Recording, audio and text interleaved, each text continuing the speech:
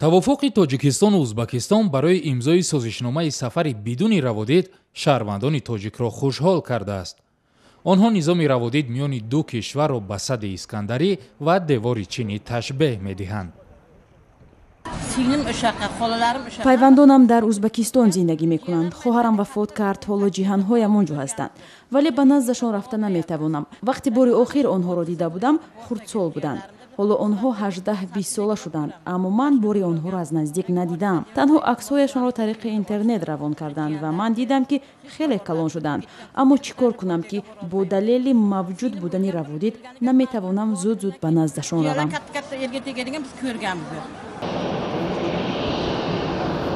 иттилоъ дар бораи нияти имзои созишномаи сафарҳои якмоҳаи бидуни раводид ба тоҷикистону узбекистон ҳафтаи равон пахш шуд.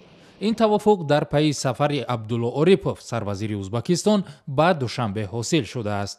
як манбаи хабаргузории Азия Плюс дар ҳукумати Тоҷикистон рӯзи 11 январ гуфтааст, ба зудӣ санад дар бораи равоои шаҳрвандон имзо хоҳад шуд, ки бар асоси он сокинони ду кишвар ҳақ доранд бе виза як моҳ дар қаламрави якдигар бигарданд. Раҳмат бизди президентимизга, раҳмат шу nimamizga. раҳмат ба президентҳои ду кишвар, бахусус ба Шавкатҷон. фарзандонамро сахт пазмон шудам. бисёр мехоҳам ба назди онҳо биравам. миёни кишварҳои мо дӯстӣ бошад ва ҳама мисли бародар зиндагӣ кунем. Худоҷон ҳамамизни битта одам қилsin, чтоб бориб келиш ака укалар бисин.